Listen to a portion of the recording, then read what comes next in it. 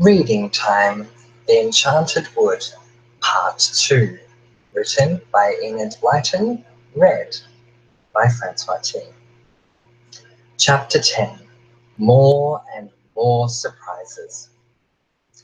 "There doesn't seem to be anyone here," said Bessie cautiously, looking around. "Well, who lighted that candle?" asked Moonface, his big round face looking anxious. "We didn't leave it lighted." Suddenly, the father bear gave an angry growl and pointed to his chair. "Who's been sitting in my chair?" he said. "And who's been sitting in my chair?" said the mother bear, pointing to hers. And who's been sitting in my chair and broken it all to bits?" squeaked the baby bear in tears. Bessie giggled. "This sounds like the story of the three bears coming true," she said to Fanny. "They'll talk about porridge next." They did. "Who's been eating my porridge?" said the father bear angrily. "And who's been eating my porridge?" said the mother bear. "And who's been eating mine and gobbled it all up?" wept the baby bear, scraping his spoon round the empty plate. Fanny couldn't help laughing. "Well, I never thought I'd see the tale of the three bears acted like this," she said. "It's all very mysterious," said Moonface. "Somebody lighted the candle. Somebody sat on the chairs. Somebody ate the porridge. But who?" "Not me this time," said Goldilocks. "I was with you all the time. We were snowballing. Wasn't I, bears?" "You certainly were," growled the father bear, patting the little girl on the back. He was very fond of her. "I wish we had found poor Joe," said Bessie, suddenly remembering that they hadn't seen him. "Whatever will he be doing in this horrid cold land?" "Do you suppose we ought to go out and look for him again?" said Fanny, shivering as she thought of the icy cold wind outside. "No," said Moonface decidedly. "No one is going out of this cottage again until we're safely in the wood at home. I'm afraid we can't possibly rescue Joe now." "What's that noise?" said Goldilocks suddenly. Everybody listened. Someone was snoring softly in the next room. "We never thought of looking there," said Moonface. "Who can it be?"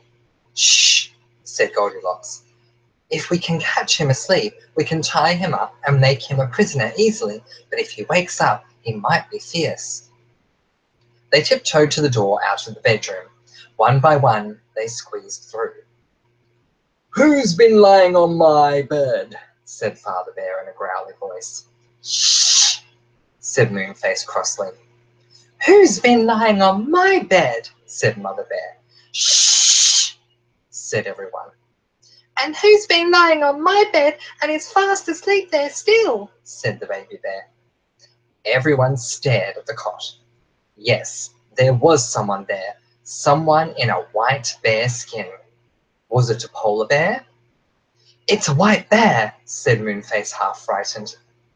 "Tie him up before he wakes," said the father bear. "He's an enemy now." Goldilocks got our rope out of the kitchen cupboard. Moonface went to one side of the cot and Father Bear went the other, the rope held between them.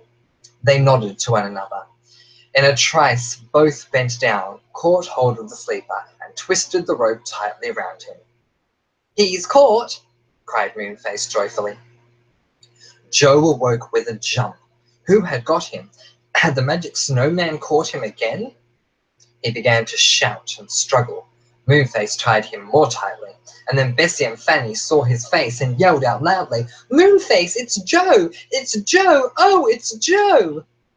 They rushed to the cot and flung their arms around Joe. The boy was too astonished to speak.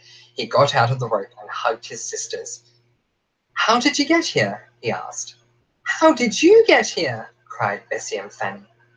Come into the kitchen and we'll all have some hot porridge and milk," said Goldilocks. "We can talk then and get warm." So Joe went with the others, all chattering loudly about everything. Goldilocks ladled out hot porridge into blue bowls and made some cocoa. Soon everyone was putting sugar or treacle on porridge and drinking cocoa. Joe poured some milk over his porridge and smiled joyfully at everybody. "What an adventure this has been," he said. "Shall I tell my tale first, or will you tell yours?" He told his, and then Bessie told how Moonface had gone to the three bears for their help and all about the fierce battle. "It's a pity about the battle," said the father bear mournfully. "The white bears are cousins of ours and have always been friendly. Now they seem to be our enemies." "Well, let's hope they don't discover our cottage," said Goldilocks, eating her hot porridge. "Moonface, hadn't we better play some magic and get back into the wood?" Plenty of time," said Moonface, pouring himself out another cup of cocoa.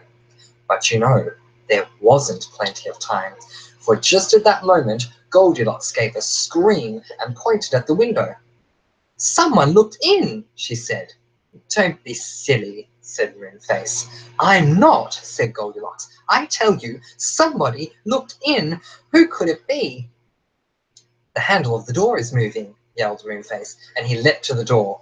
In a trice he had locked it and bolted it. The father bear got up and went to the window. He looked out into the snowstorm. "I can't see anything," he said, and then he growled loudly.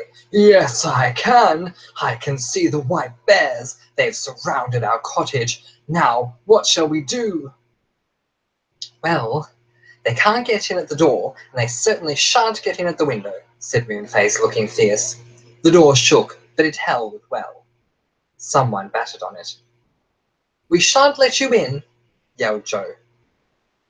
"If anyone tries to open the window or break it, I'll hit him with this kettle," shouted Moonface, who had caught up the kettle and was dancing about with it. "Moonface, that kettle has got hot water in it," said Fanny. "Do be careful, you dropped some on me." "I'll pour it down the neck of any bear that dares to come in here," yelled Moonface, spatting the room with steaming drops. "Oh dear," said Bessie. "Hide behind the bed, Fanny. It seems to me that Moonface is almost as dangerous as the bears." The father bear dragged the big table across the door. Things were getting exciting. Joe and the girls were frightened, but they couldn't help feeling terribly thrilled too, whatever was going to happen next. "Oomph! Oomph!" boomed the big bears outside, but they couldn't get in at the door or window. But they found another way. The chimney was wide and big, for the fireplace was one of the old-fashioned kind and needed a wide chimney. One of the bears climbed up onto the roof, followed by three more. The first one slipped into the big chimney. Down it went. Whoosh! Down went another, and a third, and the fourth. They landed with a crash onto the big hearth and hurriedly jumped away from the flames of the fire. "Surrender!" they cried to the startled children and bears. "Surrender! The magic snowman is outside. Let him in." Chapter 11. What Happened to the Snowman? Everyone stared at the big white bears in horror. No one had thought of the chimney. What a pity they hadn't stopped it up. "I'm going to let the magic snowman in," said the first white bear. Then the father bear spoke up in a very sorrowful voice. "Cousin, why are we enemies? We've always been good friends up till now." The four white bears looked at him and at the mother bear and baby bear in sudden amazement. They rushed at them with loud oomphs noises. Joe thought they were going to fight the three bears, and he took up a jug from the table to help his friends. But no, the white bears were not going to fight. They were hugging the three bears as tightly as they could, and to the children's amazement, tears were pouring down their furry faces. "We didn't know it was you," said the white bears. "Why, cousins, we would never have fought you if only we'd known you were the three bears we love so much." There," said Mother Bear, wiping the tears of a white bear off her fur. "It's all right, but for goodness sake tell the other bears we're friends. We don't want the front door battered down." Moonface opened the door and yelled out of it. "Bears, it's all right. This is the cottage of your cousins, the three bears. We're friends." But the white bears didn't answer or come in. Instead, a big white shape came up and squeezed through the door. The magic snowman. A chill fell over the little room. The white bears were frightened of him, for he was their master. He shut the door and glared at everyone out of his stony eyes.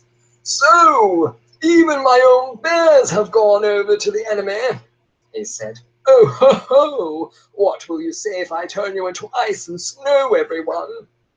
Nobody said anything. But to Bessie's surprise, Moonface shut the door and then went to the fire. He piled on 3 great logs and winked at Bessie. The snowman took up a white bear by the scruff of the neck and shook him. "So you found your voices, did you?" he said. "Didn't I tell you that you were only to say oomph and not speak a word to anyone? I won't have bears talk like that." He picked up another white bear and shook him. "So you are friends with my enemies, are you?" he said. The room became very hot. Joe took off his coat, so did the others. Moonface slyly put on another log. The fire crackled and shot great flames up the chimney. Fanny wished she could take off everything, she was so hot. "Whatever does Moonface think he's doing, making the room so hot?" she thought crossly. But just as she was about to tell him to put the guard around the fire, he winked at her, and she said nothing. Moonface had some queer plan that he was carrying out. The snowman went on, grumbling and threatening. Everyone listened and said nothing. Moonface poked the fire, and it blazed up higher. "Now, this is what I'm going to do," said the magic snowman. "I'm going to take this nice little cottage for my own, and I shall live here. All of you others can live in a snow house and freeze for all I care. You will all wait on me and do whatever I say." "Yes," said everybody. They all knew now what Moonface's plan was. He meant to make the room so hot that the magic snowman would melt. Clever old Moonface. A little trickle of water began to run from the snowman's broad white back, which was near the fire. Moonface pointed to it secretly and grinned. Fanny thought Moonface's beaming face looked so funny that she began to giggle. She really couldn't help it. Goldilocks giggled too and stuffed her handkerchief into her small mouth. The baby bear gave a high squeak of a giggle and then wept bitterly because the snowman cuffed him. "How dare you laugh?" shouted the snowman angrily. "Outside, all of you, outside! This is my cottage now, and not one of you shall stay here." They all crowded outside, except Moonface, who crouched behind a big chair, determined not to leave the fire in case it burnt low. Outside it was bitterly cold. The white bears quickly dug up the snow and made a high wall to shelter the others from the wind. They crouched there, cuddling close to one another for warmth. The big white bears wrapped their furry arms round the children and warmed them beautifully. Joe thought they were very kind indeed. They waited and they waited. They could see smoke pouring from the chimney of the cottage, and they knew that Moonface must be keeping up the fire. The bears oomphed every now and again, and the children whispered to one another. Then suddenly the door of the cottage was flung open, and Moonface stood there, his big face beaming like a full moon. "You can come back now," he shouted. "It's quite safe." They all crowded back to the cottage. Joe looked for the snowman, but he was gone. There was nothing to show that he had been there except a large puddle of water. "He melted very quickly," said Moonface. "He may have been very magic and very powerful, but he was just made of snow after all. So he melted like a real snowman on a sunny morning." The polar bears oomphed with delight. They had hated being servants to the snowman. "Well, we'll say goodbye to you now," they said to the 3 bears. "This cottage is cozy, but it's too hot for us. Come and see us whenever you like. Goodbye." Everyone hugged them goodbye, and Joe felt quite sad to see them go. Moonface shut the door after them. "Now, we'll get back home," he said. "I'm a bit tired of this land. Come on, bears, help me get the cottage back safely." He didn't do the same magic as before. He drew a circle on the floor in blue chalk, and the 3 bears stood inside, holding paws. Moonface danced around them, singing strings of queer magic words. Oh, goobly goobly doobly doo, doobly doobly doobly dee. A wind rose up, and the cottage rocked. Darkness came down, and for a moment no one could see anything at all. Then gradually the darkness went, and the wind blew no more. The sun shone warmly in at the window, and Bessie gave a shout. I say, we're back in the little woody corner where we first saw the cottage, and it's daytime now, not nighttime. Well, we've been having this adventure all night long, said Moonface with a laugh. It's sunrise now, the night is gone. You'd better hurry off home, children, or you'll be scolded for leaving your beds at night. They hugged Goldilocks and shook hands with the three bears. We'll come back and see you sometime, said Fanny. Thank you so much for all your help. Goldilocks and the bears stood at the door and waved goodbye as Moonface hurried the three children away down the lane to catch the train back to the Enchanted Wood. It wasn't long before they had got to the station, waited for a train, slid off the roof, and settled down in a carriage. When they got to the Enchanted Wood, they said goodbye to Moonface, and Fanny gave him a kiss for being such a help. He was so pleased that he went red all over his enormous face, and Bessie laughed. You look like the setting sun now, she said. You really ought to be called Sunface. Goodbye, and I hope to see you all soon, called Moonface. Off went the children home and got into bed just about an hour before their mother called them to wake up. My goodness, they were sleepy all that day.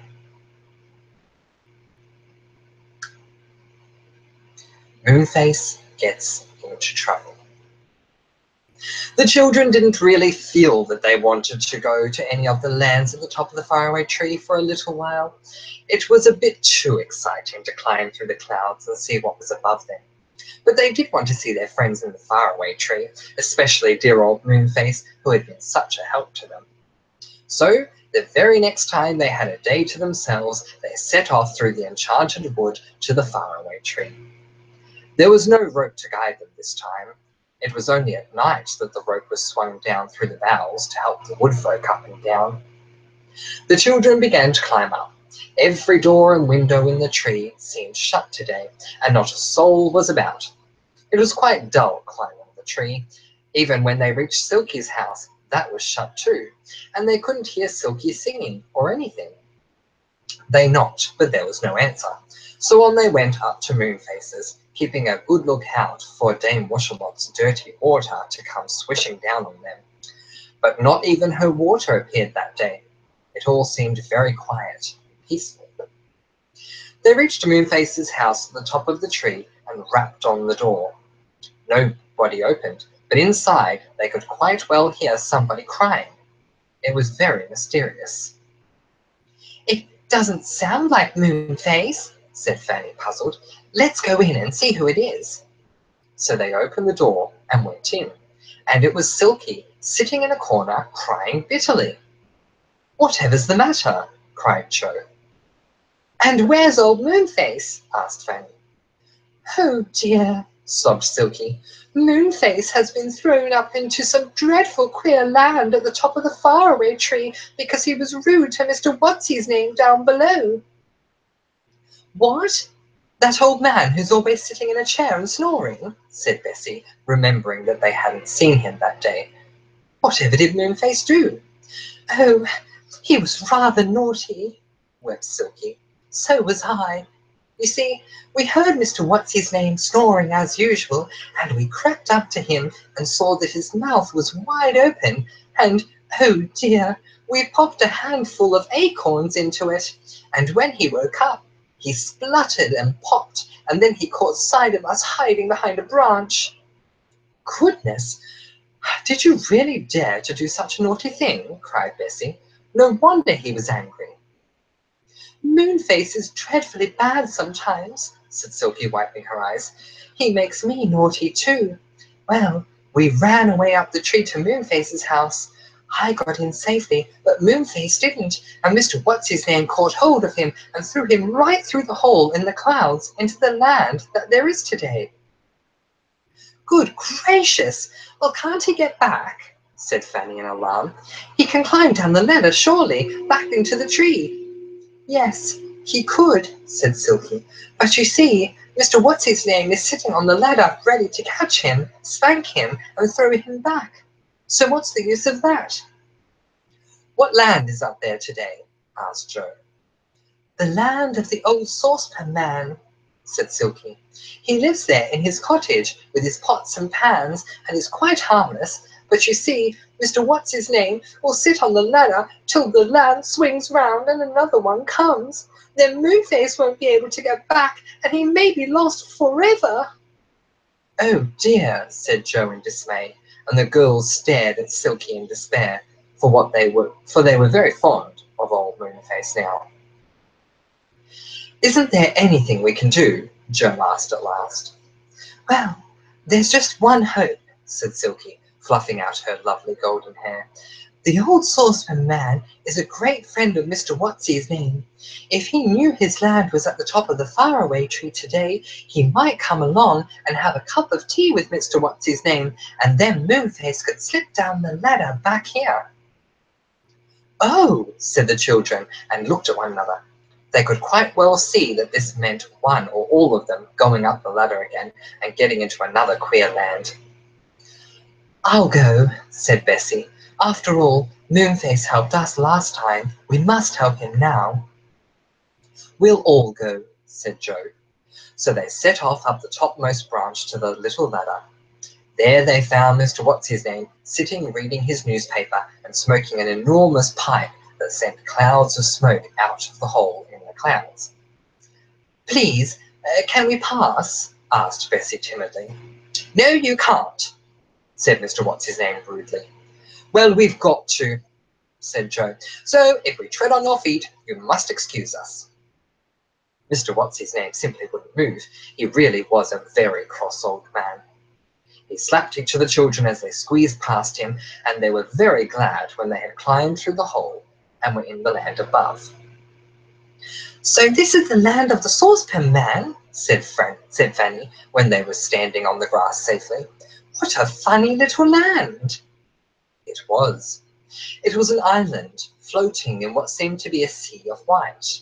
It really wasn't much bigger than a large field. Bessie went to the edge and looked over. "Gracious!" she said in alarm. "It's like a cliff, and the sea is a big white cloud. Don't go too near the edge, anybody. It wouldn't be nice to fall off." "Hi, hi!" suddenly yelled an excited voice. They turned round and saw Moonface waving to them and running towards them. "Hi! How did you get here?" "Hello! We came to see what we could do for you," said Joe. "We heard what happened. Old Mr. What's-his-name is still sitting on the ladder, waiting for you. But Silky says this is the land of the saucepan man, who is a great friend of Mr. What's-his-name. So we've come to see him and ask him if he'll go and have tea with his friend. Then you can slip down safely and go home." "Oh, good," said Moonface joyfully. "I didn't know what land this was, and goodness me, I was quite afraid of falling off it. It's so small. Where do you suppose the old saucepan man lives?" "I can't imagine," said Joe, looking around. All he could see was a large stretch of grass with no house and nobody at all in sight. Where in the world could the saucepan man live? We'll have to go carefully all round this funny little land," said Bessie.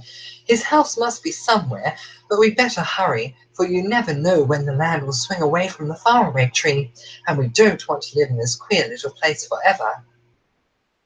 They began to walk round the land. Presently they came to a cliff that was not quite so steep as the others. They peered over it. Joe pointed to some things stuck high in the cliff. "Whatever are those?" he asked. "They look like some sort of steps down the cliffside," said Bessie. "They're saucepans," said Fanny suddenly. "Yes, saucepans, with their handles stuck firmly into the cliff, and the pan part to tread on. How queer!" "Well, this must be the way down to the saucepan man's house," said Joe, excited. "Come on, be careful, girls, or you may fall right over the edge of this land." So, very carefully, they began to climb down the cliff, treading on the saucepan stuck into the earth. It really was rather funny. They got down at last, and then they heard a very curious noise indeed. It was the sound of crashings and hangings and clatterings and clangings. The children were quite alarmed. "The noise is coming from just round the corner," said Joe. So they crept cautiously to the corner and peeked round. There they saw a crooked little house with a saucepan for a chimney. The noise came from inside the house. The children crept to the window and looked in. And inside they saw the strangest little man they had ever seen, dancing the strangest dance. He had saucepans and kettles hung all over him. He wore a saucepan for a hat, and he crashed 2 saucepans together as he danced. Do you think he's dangerous?" said Joe in a whisper. The funny old saucepan man. "Don't think he's at all dangerous," said Fanny. "He has quite a fine, kind face." "Let's tap at the window," said Bessie. So she tapped. But the saucepan man took no notice. He just went on dancing away, crashing his saucepans together. Joe tapped loudly. The saucepan man caught sight of him at the window and looked most astonished. He stopped dancing and went to the door. "Come in and dance," said he. "Oh, no thank you," said Joe. "We just came to ask you out to tea." "Ask me for a bee?" said the saucepan man, looking surprised. "I'm so sorry, but I don't keep bees, only saucepans." "Not bees," said Joe, "to ask you out to tea." "But I don't want to go to sea," said the saucepan man. "I don't like the water at all, never did. Very kind of you, I'm sure, but I hate the sea." "Not the sea, but tea, tea, tea," cried Joe. "Oh, tea," said the saucepan man. "Well, why didn't you say that before? Then I should have understood." "I did say that before," said poor Joe. "What? Shut the door?" said the saucepan man. "Certainly, if you want to, give it a push." "He can't hear very well," said Fanny. "He must be deaf." "I'm not," said the saucepan man, hearing perfectly well all of a sudden. "Not a bit deaf. Only sometimes when my saucepans have been crushing round me rather a lot, I get noises in my ears afterwards, but I'm not deaf." "I'm glad to hear that," said Joe politely. "Cat? No, I haven't got a cat," said the saucepan man, looking all around. "Did you see one?" "I didn't say anything about a cat," said Joe patiently. "You did. I heard you," said the saucepan man, vexed. "I don't encourage cats. I keep mice instead. I shall look for that cat." And then, with his saucepans clanging round him, he began to look for a cat that certainly wasn't there. "Puss, puss, puss, puss, puss," he called. "Puss, puss, puss." Fanny began to giggle. Really, the old saucepan man was very funny. Bessie went over to him and pulled at his arm. "Listen," she said loudly. "We have come to tell you something." The saucepan man looked at her and then bent down to peep under a cupboard. "Puss, puss, puss," he called. "There's no cat in your house," shouted Moonface. "Mouse? Where did you see a mouse?" said the old man, alarmed. "I wouldn't like one of my mice to be caught by your cat." "I tell you, we haven't got a cat," cried Joe, feeling quite cross. "We've come to tell you about your friend Mr. What's-his-name." For a wonder, the saucepan man heard Joe, and he at once stopped looking for the cat. "Mr. What's-his-name?" he cried. "Where is he? He's a great friend of mine." "Well, wouldn't you like to go and have tea with him then?" said Joe. "Yes, certainly I would," said the saucepan man. "Please tell me where he is." "He's sitting on the ladder leading from the faraway tree to your land," shouted Joe. "He's waiting there." "Yes, for me," said Moonface in a whisper. "Shh," said Fanny. The saucepan man gave a yell of joy when he heard where his old friend was, and he set off for the cliff, shouting in delight. "Hurrah! I've came to the faraway tree, and I can see my friends again, and Mr. What's-his-name is waiting for me to have tea with him. Come on, come on!" Up the cliff he went, treading on the saucepan steps, his own saucepans and kettles rattling and banging all round him. The children and Moonface followed. The saucepan man ran helter-skelter to the hole that led down to the topmost branch of the faraway tree, dropping a few saucepans on the way. When he got there, he peered down and saw Mr. What's-his-name sitting on the ladder, watching for Moonface. But the saucepan man didn't know that, of course. He thought that his friend was waiting for him. "Hi! Hi! Hi!" he yelled, dropping a saucepan on top of Mr. What's-his-name in excitement. "Hi, old friend!" Mr. What's-his-name watched the saucepan bouncing off his foot down the branch of the faraway tree and wondered who it would hit. He looked up in amazement when he heard his friend's shouts. "Saucepan?" he yelled. "Dear old saucepan! I'd fancy seeing you." "Glue?" said the saucepan man, suddenly hearing all wrong again. "Glue? No, I've got no glue with me, but I can make some for you." "Still the same silly old saucepan, aren't you?" cried Mr. What's-his-name. "Come down here. I didn't say anything about glue. Come and have a cup of tea with me. The kettle's boiling." "I don't want oiling," said the saucepan man, though he really sounded as if he did. He was so full of clangs and clatters. "I'll come have tea and a talk with you. Hurrah!" He put his foot on the ladder, but unfortunately he stepped on a kettle that had got round his leg, and down he went, clatter, bang, crash, smash, clang. Mr. What's-his-name caught at him as he went past, and down he went too, rolling off the ladder down the branch, past Moonface's door and down the tree. "There they go," said Moonface in delight, "all mixed up with kettles and saucepans. What a joke! They'll give old Dame Wash-a-Lot a fright if they fall into her wash-tub." The children laughed till they cried. The old saucepan man was really so funny, and they couldn't imagine what people in the tree would think as he rolled down with such a clanging and banging. "It's quite safe to go down now," said Joe, peering down the ladder. "They've disappeared. I wouldn't wonder if they're at the bottom of the tree by now. Come on, Moonface." So down the ladder they all went, slid down the topmost branch, and opened Moonface's door. Silky was still there, looking scared out of her life. She gave a scream of joy when she saw them. "Why are you looking so frightened?" asked Moonface, giving her a hug. "Oh, thank goodness! A thunderbolt or something fell out of the sky just now and rolled crashing down the tree," said Silky. "That was only the saucepan man and Mr. What's-his-name," said Joe, laughing, and he told her the whole story. Silky laughed till her sides ached. She ran out the door and peeped down the tree. "Look," she said, pointing. "Can you see far down there between the branches?"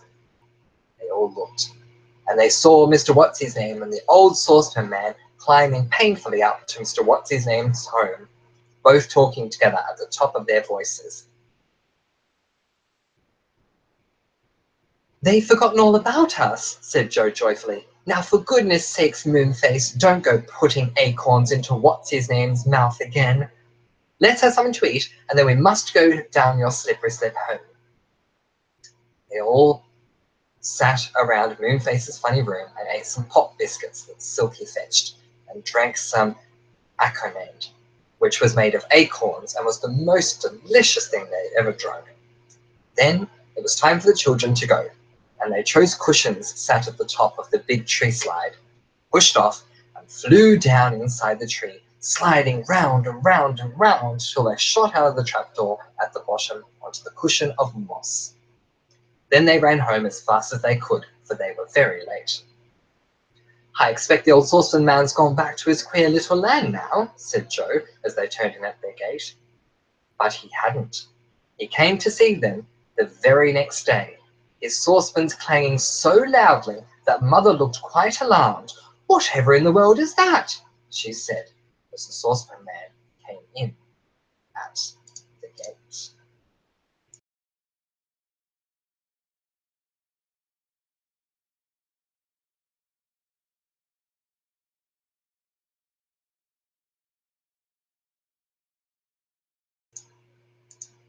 The saucepan man goes to the wrong land. Mother and the children stared at the queer old saucepan man as he came in at the gate. He wore an extra large-sized saucepan for a hat, and as he came, he knocked two pans together and sang a queer nonsense song that went like this. 2 beans for a pudding, 2 cherries for a pie, 2 legs for a table with a hidey-tuddle high. At the last high, he banged on the door with a saucepan. Mother opened it. Don't make such a noise, she said. No, I haven't any boys, said the saucepan man, and he clashed his pans together so loudly that Mother jumped. Then he caught sight of the children and waved to them eagerly. Oh, there you are! Moonface told me where you lived. Whoever is he? Said Mother in wonder. Children, is this queer old man all right? Oh, yes, said Joe, hoping that Mother wouldn't ask them too many questions. Can we take him into the garden and talk to him, Mother? He makes such a noise indoors. Very well, said Mother, who wanted to get on with her washing. Take him along. A song? Said the saucepan man obligingly. Did you say you wanted a song, madam? He began to sing again and crashed his pans in time to his song. 2 pigs for the pantry, 2 shoes for the horse, 2 hats for the tigers, pink ones, of course. The children hustled him out into the back garden. That's a very, very silly song of yours, said Bessie loudly, right in his ear. What's it called? It hasn't got a name, said the saucepan man. I make it up as I go along. It's quite easy. Every line but the last begins with the word to. I'm sorry you think it's silly. He looked rather offended. Don't be cross, said Joe, trying to put things right. Moss, said the saucepan man, looking around. I would sit on it, but I can't see any moss to sit on. He's gone deaf again, said Joe. I wonder why he's come to see us. Most unexpectedly, the saucepan man heard, and he grinned. I've come to ask you all to tea in my cottage, he said. Do come. Will Mr. What's-his-name be there? Asked Joe, who wasn't at all anxious to meet him again. Yes, you'd better brush your hair, said the saucepan man, looking at Joe's untidy hair. I said, will Mr. What's-his-name be there? Said Joe loudly. Something in the air? Said the saucepan man, and he looked up anxiously. Not a thunderstorm? You don't mean... No, I certainly don't mean a thunderstorm, said Joe with a groan. Yes, we'll come. We must ask Mother first. Mother said they could go, though they still didn't very much like the look of the old saucepan man. Good day, she said to him as he went off with the children. What? Hey, said the saucepan man, to her surprise. But the children would let him stop and argue about hay. They dragged him off down the lane, clanking and crashing as his saucepans moved around him. You could hardly see if he was dressed in any coat or trousers, because he was so hung about with his pans and kettles. He really was a most peculiar sight, but he had such a twinkly sort of face that the 3 children couldn't help liking and trusting him. They soon came to the faraway tree and saw that Moonface had thought of a marvellous idea. He had borrowed Dame Washalot's biggest washing basket and let it down on a rope. Then, as soon as they were all safely in it, he and Silky made to haul them up, to save them the long, long climb. That's a really good idea, said Joe, delighted. They all climbed in. It was a bit difficult to get the saucepan man in too, but they managed at last, though he seemed to find it most uncomfortable to sit on his saucepans. Up we go, shouted Joe, as the basket swung upwards through the branches. It ran very smoothly, and the children enjoyed the strange ride. At last they came to a big branch and stepped out onto it. It was quite near Moonface's house at the top. Moonface was there, winding up the rope, a grin on his big shining face. "How did you like that?" he asked the Saucepan Man, as the Saucepan Man looked at him rather anxiously. "Cat?" he said. "Another cat? Dear me, I hope it won't escape into my land. I've got my mice there." "Now he'll start looking for cats again," said Bessie, and sure enough, the Saucepan Man began to peer here and there, calling, "Puss, puss, puss!" "Never mind him," said Moonface. "Go on up the ladder. He wants you to go to tea with him in his funny saucepanny house." "Come on, Saucepan Man," called Joe. "If you want us to come to tea, we'd better go." The Saucepan Man heard. He stopped looking for cats and ran up the ladder. With a bound, he was through the hole, in the cloud, and right above. And no sooner had he gone out of sight than he began to yell, "Oh! Oh! Whoa!" The children listened in alarm. "Whatever's the matter with him?" said Joe. Crash, bang, clang, smash. "He sounds as if he's rolling about on all his kettles and saucepans," said Bessie. "What can he be doing?" "Oh, ho, ho!" shouted the Saucepan Man above them. "Stop it! Ow, stop it!" "Somebody must be attacking him," cried Joe. He leapt up the ladder. "Come on, everyone, we'll soon send any enemies off." He shot up the ladder, followed by Bessie, Fanny, and Moonface. They all clambered through the hole in the clouds and stood high in the land above. But oh my goodness me! It was no longer the land of the Saucepan Man, that tiny little cloud-edged country. It was another land altogether. "My land's gone!" screeched the Saucepan Man. "I didn't know it had. This is somewhere else. Oh!" No wonder he said, "Oh."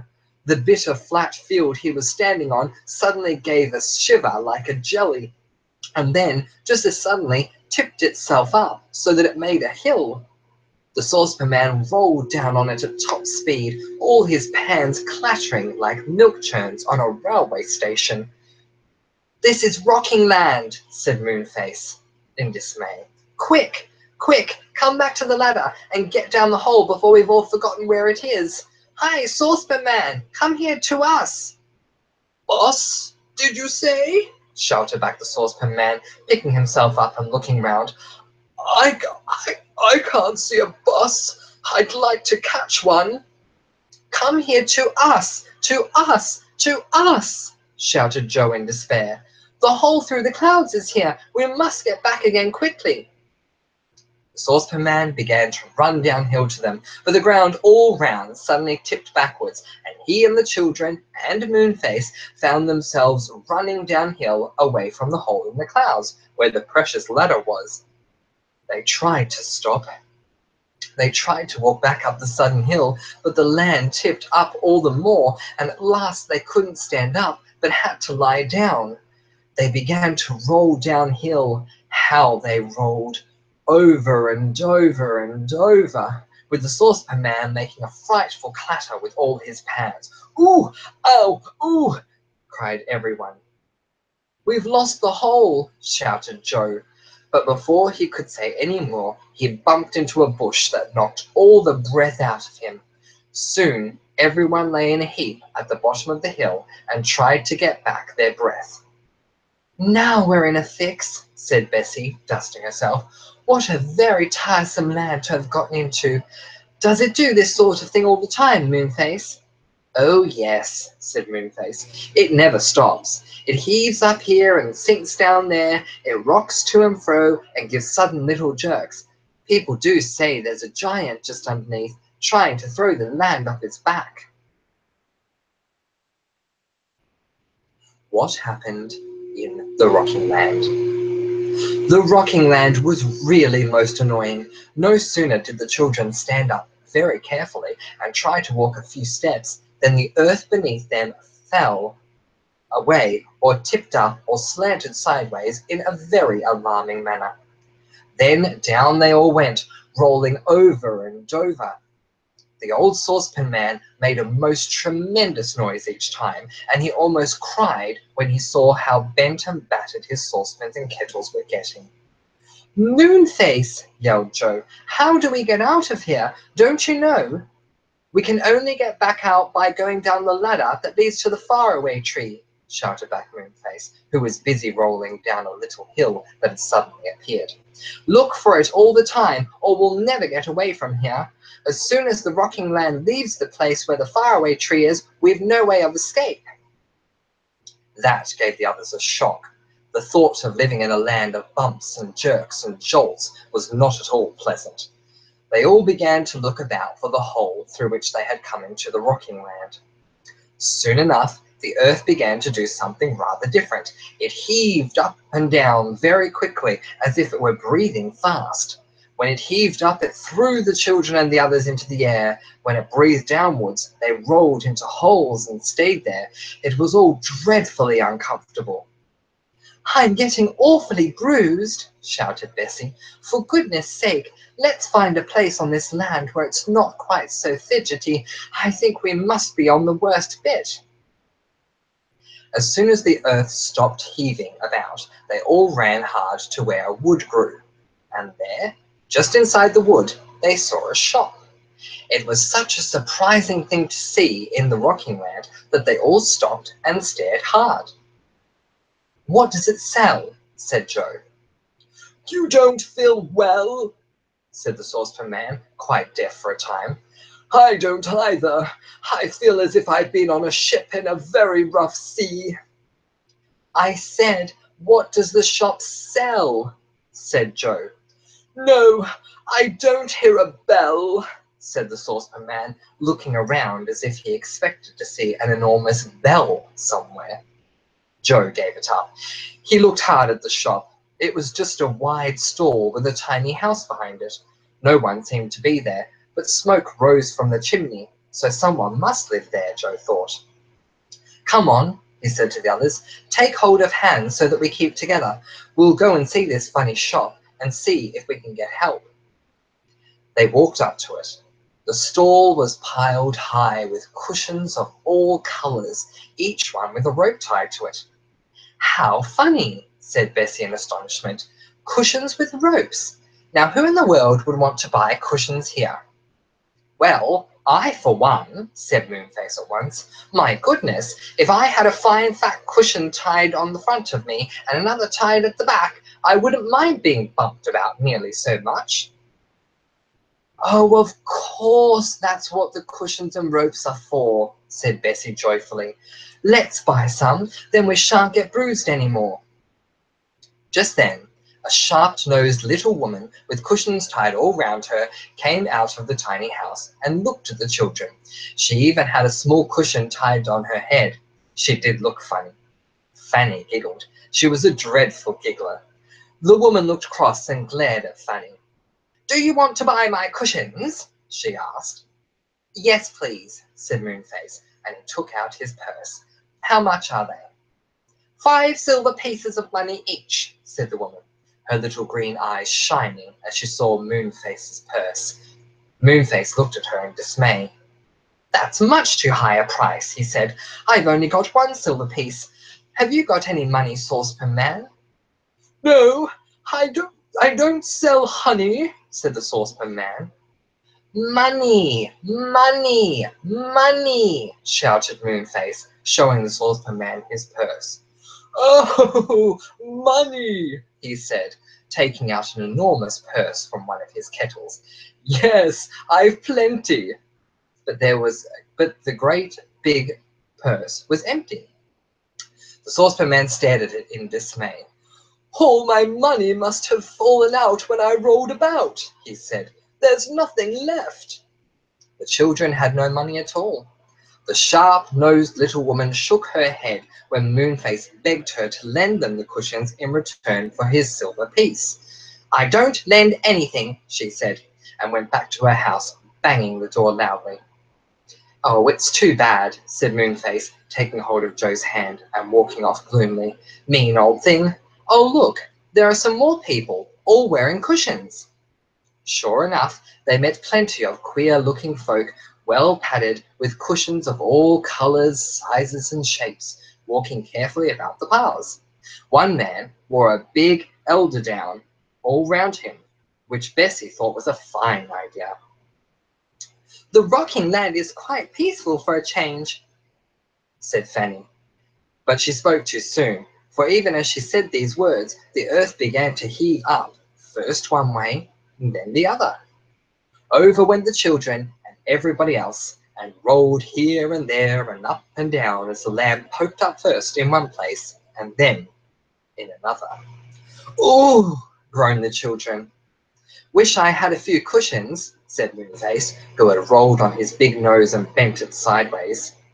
Crash, clank, bang went the saucepan man, rolling on his kettles and pans very noisily. "Oh, look!"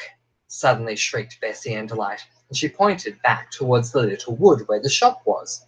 The earth there had risen steeply upwards, and all the cushions were rolling down towards the children. "Grab them!" shouted Joe. So they all caught the cushions and began to tie them firmly round. My goodness, it did make a difference when they rolled about. "It serves that mean old woman right," said the saucepan man, as he tried his hardest to put cushions round himself and his saucepans.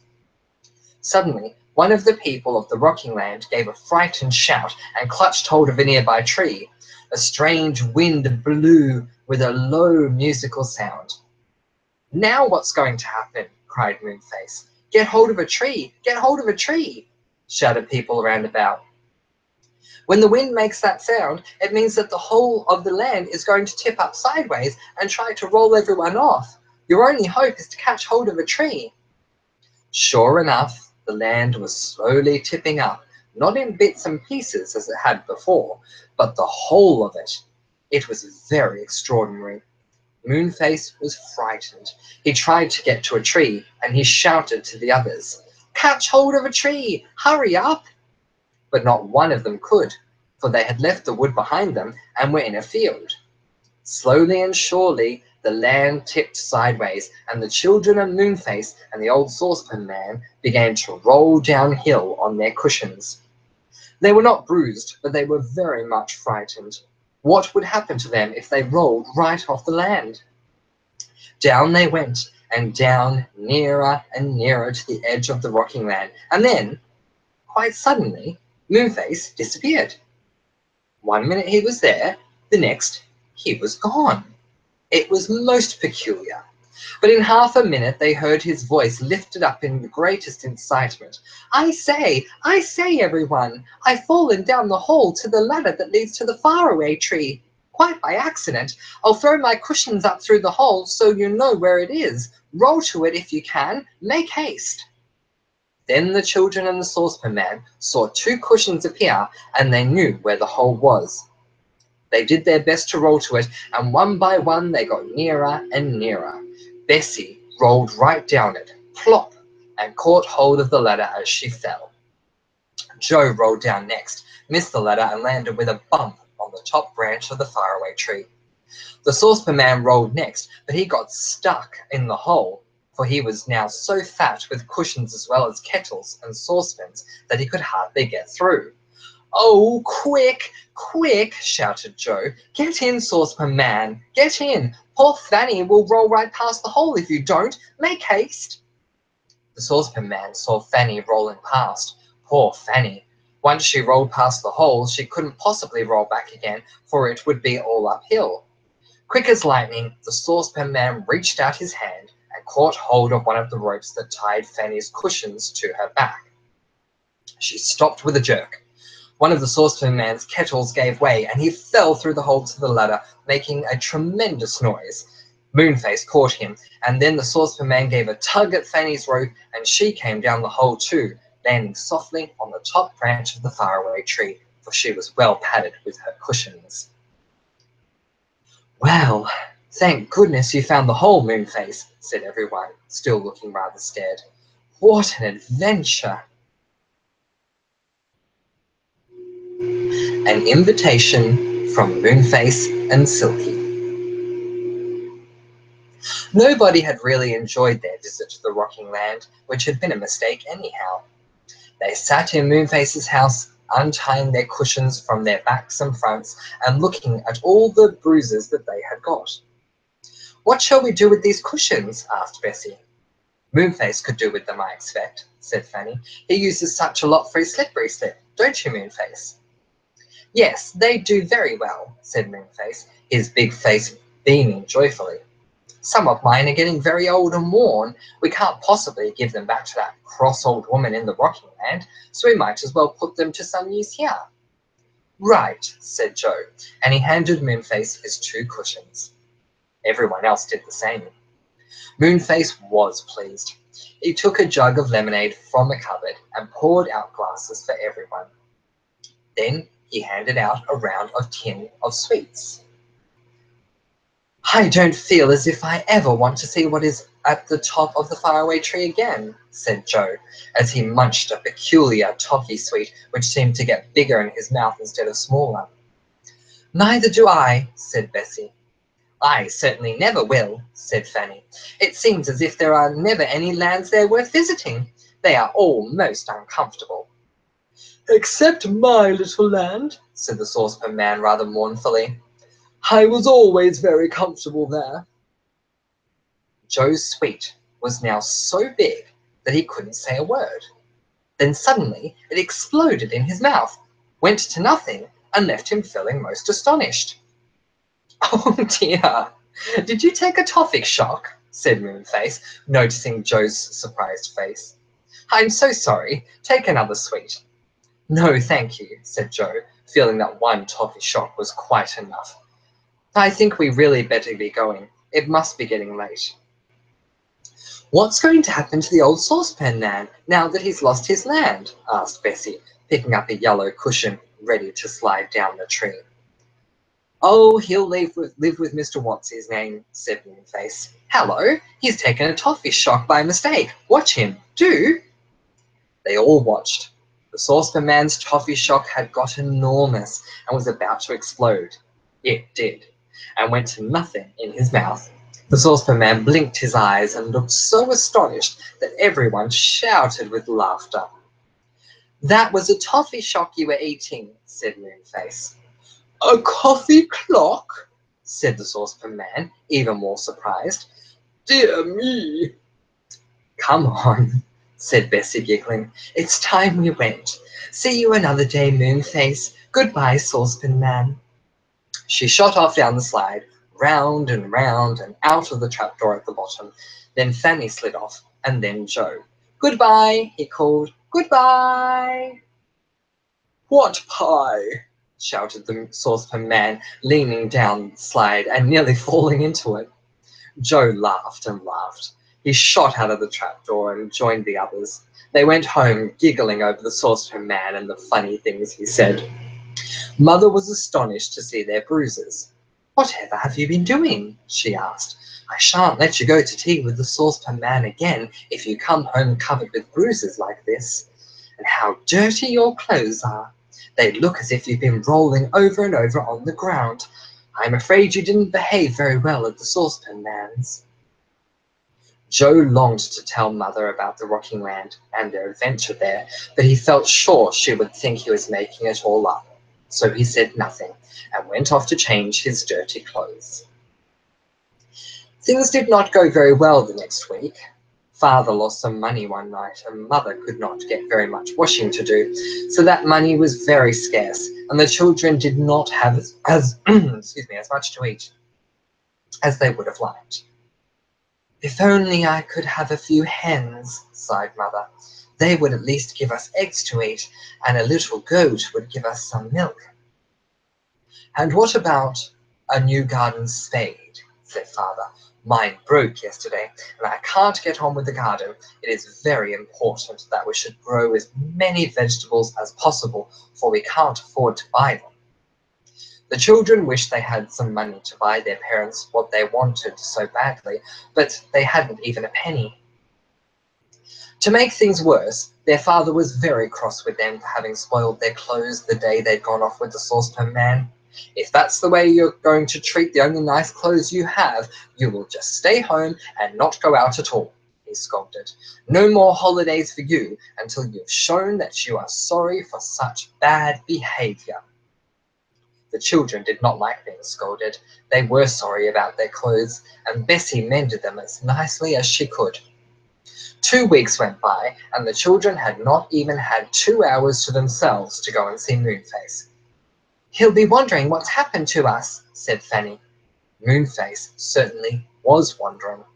He had waited each day and each night to see the children, and he and Silky wondered what was the matter. "We'll send the barn owl with a note to tell the children to come quickly," said Silky at last. So she slipped down the faraway tree to the hole where the barn owl lived. She knocked at his door, and he pecked it open. He had a great yellow eyes like lanterns. "What is it?" he asked in a hoarse voice. "Oh, Barney dear, will you take this note to the children at the little cottage over by the wood?" asked Silky in her sweetest voice.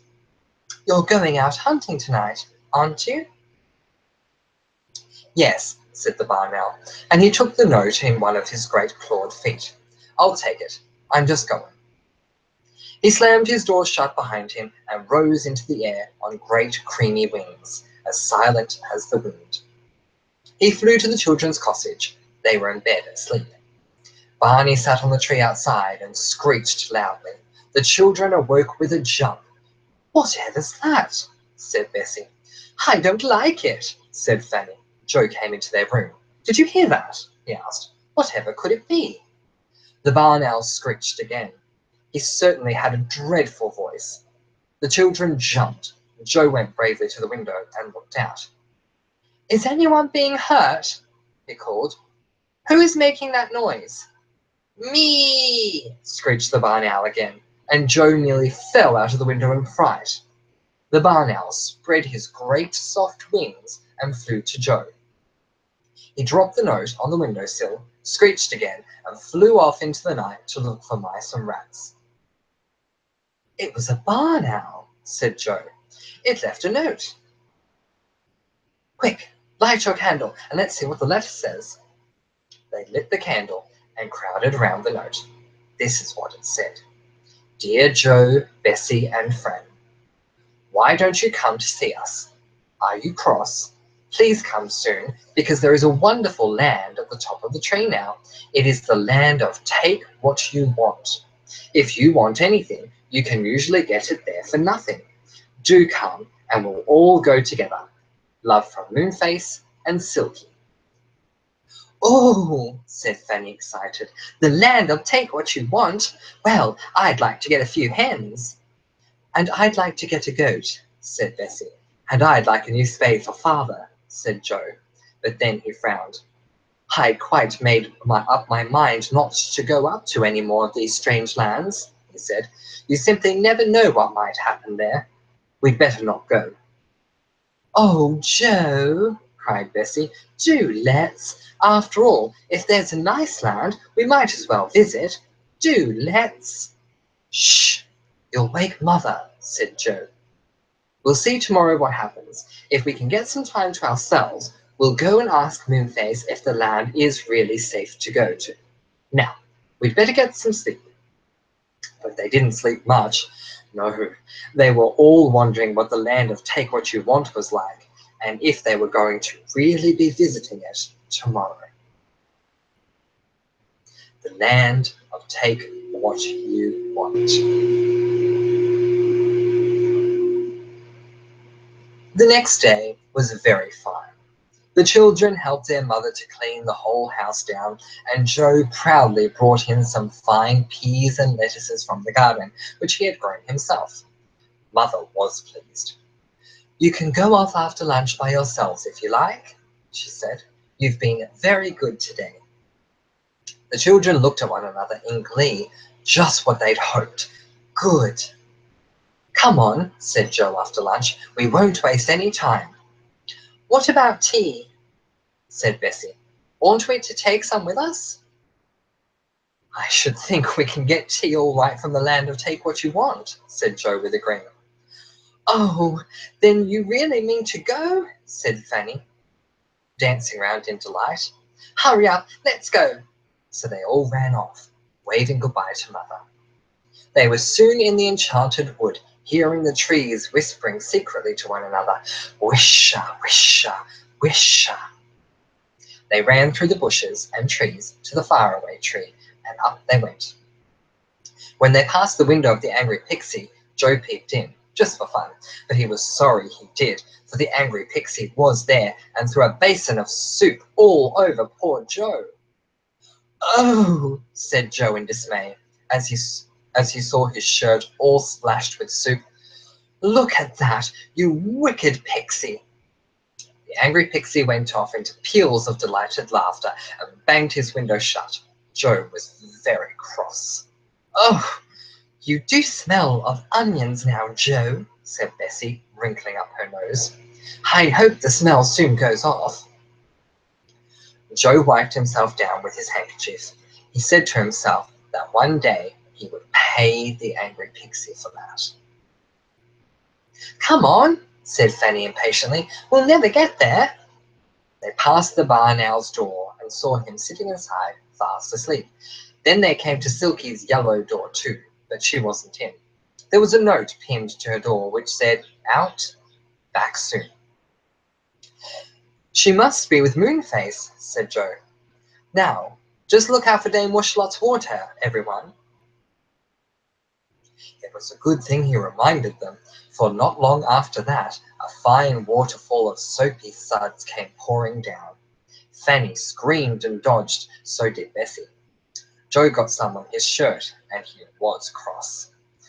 "Never mind," said Fanny with a giggle. "It will wash off some of the onion soup, Joe." They went on up, and came to Mr. What's-his-name's. He was, as usual, sitting in a deck chair, fast asleep, with his mouth wide open, and beside him, also fast asleep, was the old saucepan man, looking most uncomfortable, draped round as usual, with saucepans and kettles, and a saucepan for a hat.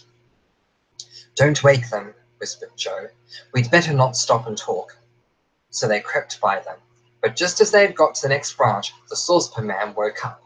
He sniffed hard and poked Mr. What's-his-name. "What's the matter?" asked his friend. "Can you smell the onions?" asked the saucepan man. "I distinctly smell them. Do you suppose the faraway tree is growing onions anywhere near us today? I love onion soup." Joe and the girls laughed till they cried. "It's the onion soup on your shirt that the saucepan man smells," said Bessie. "My goodness, they'll spend all afternoon looking for onions growing on the faraway tree." They left the two funny old men and went climbing up, and they got nicely caught by Dame Washlot's second lot of water. She was doing a great deal of washing that day, and she emptied a big wash tub down just as the three children were nearly underneath. Slishy sloshy, slishy sloshy, the water came pouring down and soaked all the children. They gasped and shook themselves like dogs. "Quick," said Joe, "we will go as fast as we can to Moonface's house and borrow some towels from him. This is dreadful." They arrived at Moonface's at last. Old Moonface and Silky rushed out to hug them, but when they saw how dripping wet the children were, they stopped in surprise. "Is it raining?" said Moonface. "Have you had a bath in your clothes?" asked Silky. "No, it's just Dame Washalot's water as usual," said Joe crossly. "We dodged the first lot, but we got well caught by the second lot. Can you lend us towels?" Moonface grinned and pulled some towels out of his curved cupboard. As the children rubbed themselves down, they chattered hard. Moonface told them all about the land of Take What You Want. "It's a marvelous land," he said. "You're allowed to wander all over it and take whatever you want for yourselves without paying a penny. Everyone goes there if they can. Do come and visit it with me and Silky." "Is it quite safe?" asked Joe, rubbing his dry hair. "Oh, yes," said Silky. "The only thing is, we must be careful not to stay too long, in case it leaves the faraway tree and we can't get back down. But Moonface says he will sit by the ladder and give a loud whistle if he sees any sign of the land moving away." "Good," said Joe. "Well, there are plenty of things we want, so let's go now, shall we?" They all climbed up the topmost branch to the great white cloud. The ladder led through the hole, as usual, to the land above. One by one they climbed it and stood in the strange country above the magic cloud. It was indeed strange. It was simply crowded with things and people. It was quite difficult to move about. Animals of all kinds wandered here and there. Sacks of all sorts of things, from gold to potatoes, stood about. Stalls of the most wonderful vegetables and fruit were everywhere, and even such things as chairs and tables were to be found, waiting for anyone to take them. "Good gracious!" said Joe. "Can we really take anything we want?" "Anything," said Moonface, settling himself down by the ladder in the cloud. "Look at those gnomes over there. They mean to take all the gold they can find." The children looked where Moonface was pointing. Sure enough, there were 4 gnomes hauling at all the sacks of gold in sight. One by one, they staggered off to the ladder with them and disappeared down to the faraway tree. Other fairy folk hunted for the different things they wanted: dresses, coats, shoes, singing birds, pictures, all kinds of things. As soon as they had found what they were looking for, they rushed off the ladder in glee and slipped down it.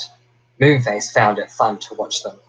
The others wandered off, looking at everything in surprise. "Do you want a nice fat lion, Joe?" asked Silky, as a large lion wandered by and licked Silky's hand. "No, thank you," said Joe at once. "Well, what about a giraffe?" said Silky. "I believe they make fine pets." "You must believe wrong, then," said Bessie, as a tall giraffe galloped past like a rocking horse. "Nobody in their senses would want to keep a giraffe for a pet." "Oh, look!" cried Fanny, as she came to a shop in which stood a great many large and beautiful clocks. "Do let's take a clock back home." "No, thank you," said Joe. "We know what we want, and we'll take that and nothing else." "I think I should like a clock," said Silky, and she picked up a small clock with a very nice smiley face. It had 2 feet underneath, which wiggled hard as Silky picked up the clock. "It wants to walk," said Bessie, with a scream of laughter. "Oh, do let it, Silky. I've never seen a clock walk before." Silky put the clock down, and it trotted beside them on its big flat feet. The children thought it was the funniest thing they had ever seen. Silky was very pleased with her new clock. "Just what I always wanted," she said. "I shall keep it at the back of my room." "You don't suppose it will stay there, do you, Silky?" asked Bessie. "It will wander around and poke its nose into everything you're doing, and if it doesn't like you, it will run away." "Ding dong," said the clock suddenly, in a clear voice, making them all jump. It stopped walking when it chimed, but it ran after the children and Silky again at once. It was really a most extraordinary clock. "Now, we really must look for what we want," said Joe. "Are those hens over there, Bessie?" "Yes, they are," said Bessie. "Good. Come along and we'll get them. Oh, this is really a perfectly lovely land. I am glad we came. What fun it will be getting everything we want. I do wonder what Mother will say when we get home."